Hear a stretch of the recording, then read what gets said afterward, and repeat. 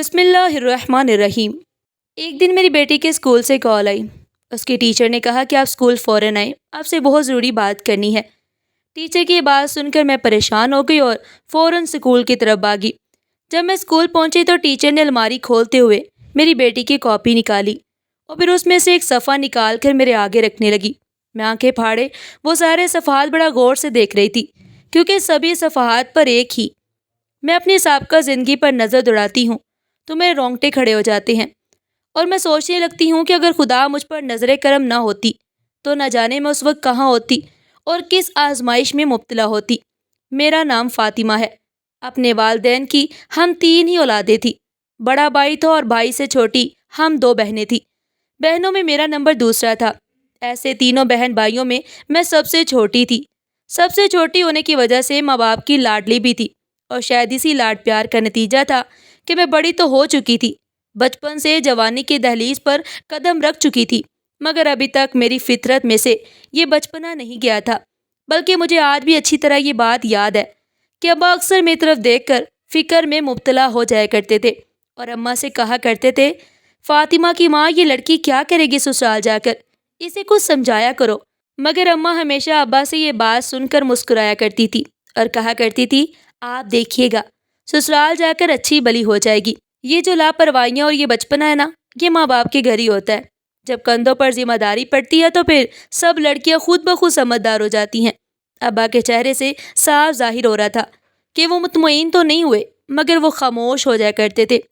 خیر، اسی طرح وقت دھیرے دھیرے گزرتا رہا۔ میرے بڑے بہن بھائیوں کی شادی ہو چکی تھی اور اب شادی کی باری میری تھی۔ اماں میرے لیے رشتہ دیکھ رہی تھی۔ میں بہت خوش تھی۔ مجھے اس بات سے کوئی لینا دینا نہیں تھا کہ میں رخصت ہو کر سسرال جا رہی ہوں۔ شوہر کے گھر کی ذمہ داریاں میرے کندھوں پر آ جائیں گی، اس طرح کی مجھے کوئی پرواہ نہیں تھی، کوئی فکر نہیں تھی۔ میں تو بس خوش تھی کہ شادی ہو رہی ہے، میرے پاس نئے کپڑے ہوں گے، نئے جوتے ہوں گے، میک اپ کا سامان ہوگا۔ بس میں انہی چیزوں کو لے کر بہت زیادہ خوش تھی۔ خیر، اسی طرح وقت گزرتا رہا اور دیکھتے ہی دیکھتے میری شادی کا دن بھی آن پہنچا۔ ماں باپ کی ہزاروں دعاؤں میں رخصت ہو کر آریان کے سنگ اس کے گھر آ گئی۔ شادی کے شروع کے دن تو بہت خوبصورت تھے۔ میں بہت خوش رہا کرتی تھی اور اپنے دل میں یہ سوچتی تھی کہ شادی تو بہت اچھی چیز ہے۔ روزانہ نئے کپڑے پہنو، سج سنور کر تیار ہو جاؤ اور کسی نہ کسی کے گھر دعوت کھانے کے لیے پہنچ جاؤ۔ بہت مزہ آ رہا ہے اس کام میں تو۔ مگر پھر دھیرے دھیرے جیسے جیسے دعوتوں کا سلسلہ ختم ہوا، زندگی اپنی روٹین پر واپس آ گئی، تو مجھے اندازہ ہوا کہ شادی تو واقعی ایک بہت بڑی ذمہ داری ہے، خاص طور پر ساس اور نندوں کے رویے۔ یہاں تو ذرا سی بات کا خیال رکھنا پڑتا، اور میں تو بہت ہی زیادہ لاپرواہ طبیعت کی ماری تھی، اور اپنی اسی لاپرواہی والی طبیعت کی وجہ سے آئے روز مجھے کوئی نہ کوئی بات سننے کو ملتی تھی، کوئی نہ کوئی تانا سننے کو ملتا تھا۔ آئے روز میرے گھر میں کوئی نہ کوئی جھگڑا کھڑا ہو جاتا۔ شادی کے 3 مہینے بعد ہی مجھے خبر ملی کہ میں ماں بننے والی ہوں، مگر سچ کہوں تو یہ میرے لیے خوشخبری کی بات نہیں تھی، کیونکہ 3 مہینے کے اندر ہی میں اپنی ساس اور نندوں کے رویے سے تنگ آ چکی تھی۔ نہ وہ مجھے سمجھنے کے لیے تیار تھی اور نہ میں انہیں سمجھنے کے لیے تیار تھی۔ اب سوچتی ہوں تو احساس ہوتا ہے کہ مجھے اپنا بچپنا چھوڑنا چاہیے تھا، مجھے شادی کو سنجیدگی سے لینا چاہیے تھا، مگر میں تو چند ہی دنوں میں تھک چکی تھی۔ مجھے یہ شادی بوجھ لگنے لگی تھی۔ مگر خیر، اسی طرح جب اپنے والدین کے گھر جاتی تو امی اور ابا مجھے سمجھا بجھا کر واپس بھیج دیتے۔ سب کا اور میرا اپنا بھی یہی خیال تھا کہ گزرتے وقت کے ساتھ ساتھ سب کچھ ٹھیک ہو جائے گا۔ اسی طرح دیکھتے ہی دیکھتے 9 مہینے کا عرصہ گزر گیا اور میں نے خوبصورت سی بیٹی کو جنم دیا۔ ماں بننے کے بعد میں بہت زیادہ خوش تھی۔ یہ ایک الگ ہی احساس تھا، مگر دوسری طرف گھر کی فضا نہایت ہی کشیدہ ہو چکی تھی۔ میرے اور میری ساس نندوں کے درمیان تعلقات روز بروز خراب ہوتے جا رہے تھے۔ بات اور معاملات سلجھنے کی بجائے الجھتے جا رہے تھے، اور یہ کشیدگی اب ہم دونوں میاں بیوی کے تعلقات میں بھی دراڑ پیدا کر رہی تھی۔ شروع میں آریان میری بات کو سمجھا کرتے تھے، میرا ساتھ دیا کرتے تھے، مگر اب گزرتے وقت کے ساتھ ساتھ وہ اپنی ماں اور بہنوں کا ساتھ دیتے، ان کی بات مانتے۔ اب ہر غلطی پر وہ بھی مجھے ہی ڈانٹتے، مجھے ہی سمجھانے کی کوشش کرتے تھے۔ اس طرح کرتے کراتے 1 سال کا عرصہ مزید گزر گیا اور اب میری بیٹی 1 سال کی ہو چکی تھی، مگر نہایت کوشش کے باوجود بھی میرے تعلقات اپنے سسرال والوں کے ساتھ اچھے نہ ہو سکے، اور پھر بالآخر بات طلاق پر جا کر ختم ہوئی۔ آریان نے مجھے طلاق دے دی اور میں اپنی 1 سالہ بیٹی کو لے کر اپنے والدین کے گھر واپس آ چکی تھی۔ میری طبیعت میں لاپرواہی اس حد تک تھی کہ اپنی اس طلاق پر اس وقت میں شکر ادا کر رہی تھی۔ میں نے دل ہی دل میں کہا، چلو شکر ہے جان چھوٹی۔ آئے روز کی مصیبت سے اب میں جو یہ سمجھ رہی تھی کہ اپنی بیٹی کو لے کر ماں باپ کے گھر جاؤں گی اور میری زندگی میں سکون آ جائے گا، مگر یہ بھی میری غلط فہمی تھی۔ 4 دن کے اندر ہی مجھے اندازہ ہو چکا تھا کہ سکون یہاں بھی نہیں آئے گا، کیونکہ وہاں میری بھابھی اور اس کے بچے موجود تھے۔ جیسے ہی میں اپنی بچی کو لے کر والدین کے گھر پہنچی، وہی بھابھی جو پہلے میرے آنے پر میری خوب خدمت کیا کرتی تھی، اب اسی نے آنکھیں ماتھے پر رکھ لی تھی۔ اپنی بیٹی روبینہ کے ساتھ والدین کے گھر میں نے 4 سال گزارے، مگر یہ 4 سال بھی اس طرح گزرے جیسے کہ میں کسی سولی پر ٹنگی ہوئی ہوں۔ آخرکار 4 سال میرے ماں باپ نے مجھے سمجھانے بجھانے اور منانے میں گزار دیے۔ میرے ماں باپ کا کہنا تھا کہ تمہیں دوسری شادی کر لینی چاہیے، کیونکہ یہ گھر اب ہمارا نہیں ہے، ہم تو 4 دن کے مہمان ہیں، آج ہیں کل چلے جائیں گے، اس کے بعد یہ گھر تمہارے بھائی اور بھابھی کا ہے، اور ابھی ہمارے جیتے جی تمہاری بھابھی نے آنکھیں ماتھے پر رکھی ہوئی ہیں، اور ہمارے بعد وہ تمہارے ساتھ کیسا سلوک کریں گی، تو سوچو اس بارے میں۔ بالآخر 4 سال کے دورانیہ میں یہ بات اچھی طرح سمجھ چکی تھی، اور مجھے خوب اندازہ ہو چکا تھا کہ مجھے ماں باپ کی بات مان لینی چاہیے، لہٰذا میں نے دوسری شادی کے لیے ہاں کر دی۔ مگر دوسری شادی کے لیے میری ایک شرط تھی کہ میں اپنی بیٹی کو بھی ساتھ لے کر جاؤں گی، اپنی بیٹی کو میں یہاں نہیں چھوڑ کر جاؤں گی۔ اور خدا کا کرنا کچھ ایسا ہوا کہ مجھے ایک ایسا شخص مل گیا جو پہلے شادی شدہ تھا، مگر پہلے بچے کی پیدائش پر شبیر کی بیوی اور بچہ دونوں وفات پا چکے تھے۔ شبیر اور اس کے گھر والوں کو اس بات پر کوئی اعتراض نہیں تھا کہ میں اپنی بچی کو ساتھ لے کر آؤں گی۔ یوں چند ہفتوں میں ہی میرا رشتہ شبیر کے ساتھ طے ہو گیا، اور میں ایک بار پھر دلہن بنی۔ اس دفعہ رخصت ہو کر میں شبیر کے سنگ اس کے گھر آ گئی۔ میری بیٹی روبینہ ابھی میری اماں کے پاس تھی۔ اماں نے کہا کہ شادی کے ہفتے 2 ہفتے بعد تم اسے اپنے ساتھ لے جانا، شبیر کے ساتھ وقت گزارو تو تمہیں پتہ چلے کہ وہ بہت ہی اچھا انسان ہے۔ شادی کے 1 ہفتے بعد ہی میں اپنی بیٹی روبینہ کو اپنے پاس لے آئی، اور یہ دیکھ کر مجھے بہت خوشی محسوس ہوتی تھی کہ شبیر میری بیٹی سے بہت زیادہ پیار کرتا تھا۔ اس نے کبھی بھی میری بیٹی کے ساتھ کوئی فرق نہیں کیا۔ شبیر کا اپنا الگ سے گھر موجود تھا۔ شادی کے لیے وہ اپنے والدین کے گھر میں آیا ہوا تھا، لیکن جہاں وہ نوکری کرتا تھا کمپنی کی طرف سے اسے ایک گھر ملا ہوا تھا۔ شادی کے 1 مہینے بعد ہی ہم دونوں میاں بیوی میری بیٹی کے ساتھ اس گھر میں شفٹ ہو چکے تھے۔ شبیر کے ساتھ میری زندگی نہایت ہی اطمینان اور پرسکون گزر رہی تھی۔ سچ کہوں تو میں بہت زیادہ خوش تھی۔ شبیر کے ساتھ جو میری زندگی گزر رہی تھی یہ وہ زندگی تھی جو مجھے پسند تھی۔ سچ کہوں تو میں بہت زیادہ خوش تھی۔ جو میری زندگی گزر رہی تھی یہ وہ زندگی تھی جو مجھے پسند تھی، یہ وہ زندگی تھی جو میں جینا چاہتی تھی۔ آئے روز ہم دونوں کسی نہ کسی پارٹی میں مدعو ہوتے۔ شبیر کا سوشل سرکل اتنا بڑا تھا، اور دھیرے دھیرے میری بھی بہت سی نئی سہیلیاں اور دوست بن رہے تھے۔ ہمارے گھر میں بھی ہر 10 دن بعد ایک بڑی پارٹی ارینج کی جاتی۔ گھر میں نوکر چاکر تھے، 2 گاڑیاں تھی، ہر طرف پیسے کی ریل پیل تھی، کسی چیز کی بھی کمی نہیں تھی، اور سب سے بڑی اور مزے کی بات یہ کہ کوئی بھی روک ٹوک کرنے والا نہیں تھا۔ اور شوہر شبیر وہ تو اتنا اچھا ثابت ہوا کہ اسے تو میری کسی بات سے کوئی گلہ ہی نہیں تھا۔ میں جس وقت گھر سے جاؤں، جس وقت گھر واپس آؤں، جیسا چاہے لباس پہنوں، اسے میری کسی بات پر کوئی اعتراض نہیں تھا۔ یوں کہا جائے کہ میں اپنی من پسند زندگی جی رہی تھی، اپنے خوابوں کی زندگی جی رہی تھی۔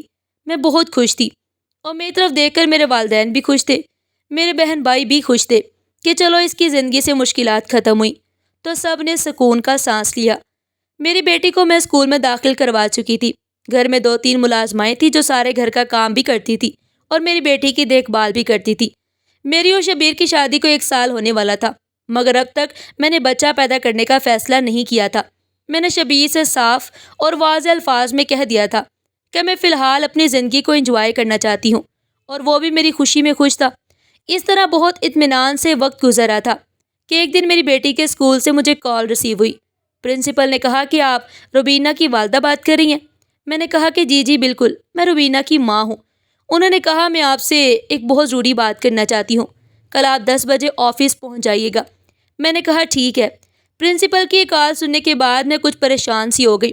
اسی دوران میں نے ٹی وی دیکھتے ہوئے اپنی بیٹی پر ایک نظر ڈالی۔ وہ خاموشی سے کارٹون دیکھنے میں مصروف تھی۔ آخر پرنسپل نے مجھے کال کیوں کی؟ انہیں مجھ سے کیا بات کرنی ہوگی؟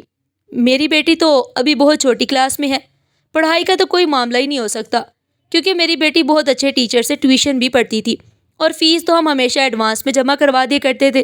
پھر آخر ایسی کیا بات ہو سکتی ہے؟ یہی سوچتے سوچتے میں رات کو اپنے بستر پر سونے کے لیے چلی گئی۔ صبح 9 بجے میری آنکھ کھلی، دیکھا تو میری بیٹی اسکول جا چکی تھی اور شبیر بھی اپنے آفس جا چکے تھے۔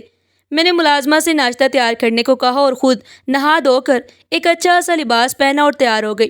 تیار ہو کے میں نے ناشتہ کیا اور ڈرائیور کو ساتھ لے کے اسکول پہنچ گئی۔ آفس میں پرنسپل کے پاس پہنچی تو انہوں نے مجھے بیٹھنے کا اشارہ کیا اور انٹرکام اٹھا کر روبینہ کی ٹیچر کو آفس میں بلایا۔ میں دعا کر رہی تھی کہ یا اللہ سب کچھ خیریت ہو۔ نہ جانے کیوں میرا دل بری طرح سے گھبرا رہا تھا۔ پرنسپل نے مجھے پانی کا گلاس پیش کیا۔ روبینہ کی ٹیچر ابھی آفس میں نہیں آئی تھی کہ پرنسپل نے مجھ سے کچھ سوال جواب شروع کیے۔ وہ کہنے لگی کہ آپ روبینہ کی سگی ماں ہیں۔ میں نے حیرت سے ان کے چہرے کی طرف دیکھا اور تل ملاتے ہوئے کہا، یہ کیسا سوال ہے؟ میں روبینہ کی سگی ماں ہوں۔ پرنسپل اسی طرح کے چھوٹے موٹے مزید سوالات کرنے لگی کہ اسی دوران روبینہ کی ٹیچر آفس میں داخل ہوئی۔ سلام کہنے کے بعد وہ بھی میرے برابر والی کرسی پر بیٹھ گئی۔ میں نے اپنا تعارف کرایا اور بتایا کہ میں روبینہ کی والدہ ہوں، تو اس نے بھی بتایا کہ میں روبینہ کی ٹیچر ہوں۔ میں نے ان سے پوچھا کہ کہیں آپ نے مجھے کس لیے آفس میں بلایا ہے؟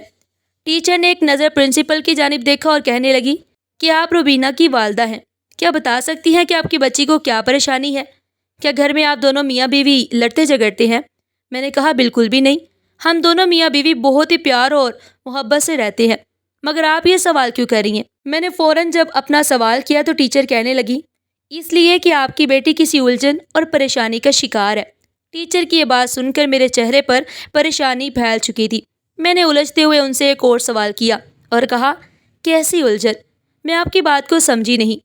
تبھی ٹیچر نے کہا کہ میں آپ کو ایک چیز دکھاتی ہوں جس سے مجھے اندازہ ہو رہا ہے کہ آپ کی بیٹی کے دل میں کوئی بات ہے، کوئی ڈر یا کوئی خوف، یا وہ کسی الجھن کا شکار ہے۔ اب خود دیکھ لیجئے۔ پھر ٹیچر نے میرے سامنے مختلف صفحات رکھنا شروع کیے۔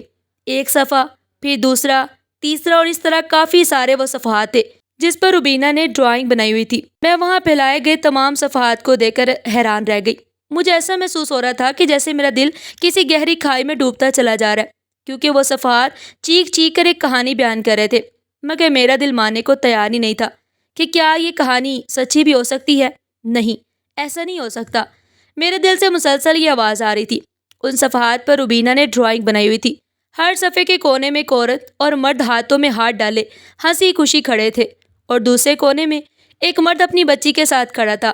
جہاں وہ مرد بچی کے ساتھ کھڑا تھا، وہاں روبینہ نے اس مرد کے لمبے لمبے ناخن اور اس کے بڑے بڑے بال اور ڈراؤنے سے دانت بنائے ہوئے تھے۔ اب ٹیچر اور پرنسپل پھر سے میری طرف سوالیہ نظروں سے دیکھ رہی تھی۔ ٹیچر نے پھر سوال کیا، کہنے لگی بتائیں میم یہ کیا ہے؟ ہم نے روبینہ سے بات کرنے کی بہت کوشش کی ہے، اسے پوچھنے کی کوشش کی آخر یہ فرق کس لیے ہے۔ صفحے کے کونے میں اس نے اپنے ماں باپ کو ہنسی خوشی ایک ساتھ کھڑے دکھایا ہے، جبکہ اسی صفحے کے دوسرے کونے میں روبینہ کے ساتھ جو مرد کھڑا ہے وہ ایک ڈراؤنے روپ میں ہے۔ ایسا کیوں ہے؟ کیا روبینہ کے والد اسے مارتے پیٹتے ہیں؟ میں نے کہا نہیں، بالکل بھی نہیں، شبیر تو اسے بہت پیار کرتا ہے۔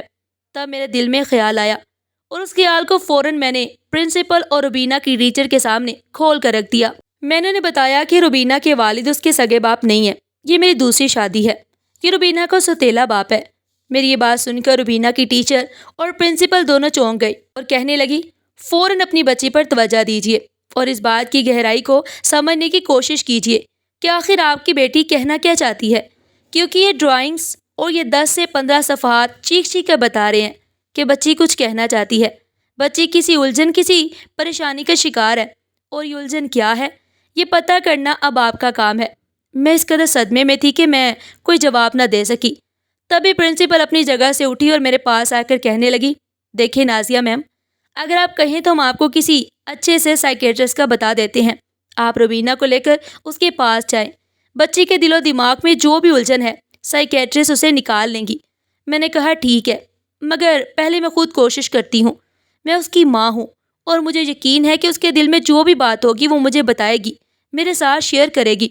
اس دن میں اپنی بیٹی کو 11 بجے ہی اسکول سے گھر لے کر آئی۔ گھر واپس لوٹی تو دیکھا گھر میں کوئی بھی نہیں تھا۔ شبیر کے گھر آنے جانے کا کوئی خاص وقت مقرر نہیں تھا۔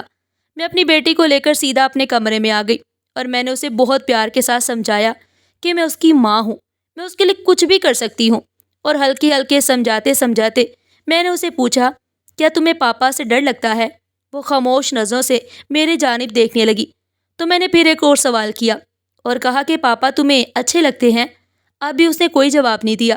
میں نے اگلا سوال کیا کہ پاپا تمہیں پیار کرتے ہیں؟ وہ بھی خاموش تھی۔ پھر میں نے اسے کہا کہ کیا پاپا تمہیں تنگ کرتے ہیں؟ تمہیں ان سے ڈر لگتا ہے؟ وہ کوئی دیر خاموش نظروں سے میری جانب دیکھتی رہی اور پھر اس نے دھیرے سے ہاں میں سر ہلا دیا۔ یہ دیکھ کر میرا دل جیسے کسی نے مٹھی میں جکڑ لیا تھا۔ تکلیف کی شدت سے میری آنکھوں میں آنسو آ چکے تھے۔ کاش کہ یہ سچ نہ ہوتا، کاش شبیر ایسا انسان نہ ہوتا، مگر یہی حقیقت تھی۔ پھر اس کے بعد میں اپنی بیٹی کو اپنے ساتھ رکھنے لگی۔ دن رات میں سائے کی طرح اس کے ساتھ رہتی تھی، اور چند دنوں کے اندر ہی جب بیٹی کے ساتھ رہنا شروع کیا تو مجھے پتا چلا کہ شبیر روزانہ رات کو میری بیٹی کے کمرے میں جاتا تھا اور اس کے ساتھ نازیبا حرکتیں کرنے کی کوشش کرتا تھا، مگر وہ بچی ڈر جاتی تھی۔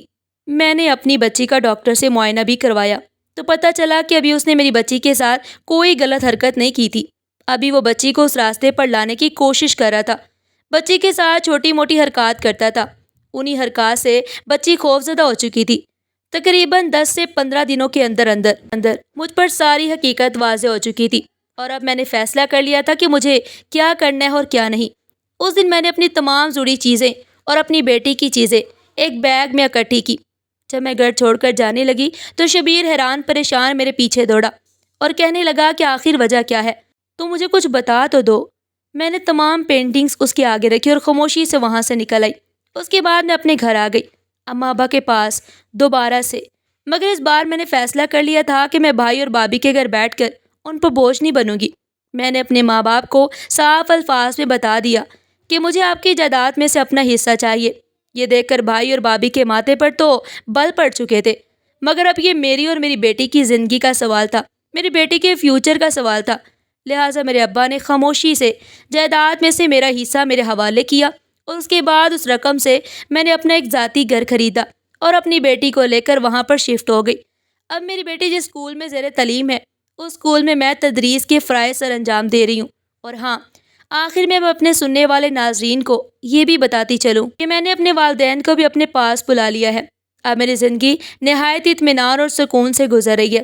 ناظرین، مزید اس طرح کی سبق آموز کہانیاں اور واقعات سننے کے لیے ہمارے اس ویڈیو کو دل سے لائک کریں، اور اس طرح کی کہانیوں کی نوٹیفیکیشن کے لیے جو آپ کو بر وقت ملتے رہیں، چینل کو سبسکرائب کریں اور دوسرے لوگوں تک ضرور شیئر کریں۔ پھر ملتے ایک نئی کہانی کے ساتھ، تب تک کے لیے اپنا اور اپنے پیاروں کا بہت سارا خیال رکھیے گا۔ شکریہ، اللہ حافظ۔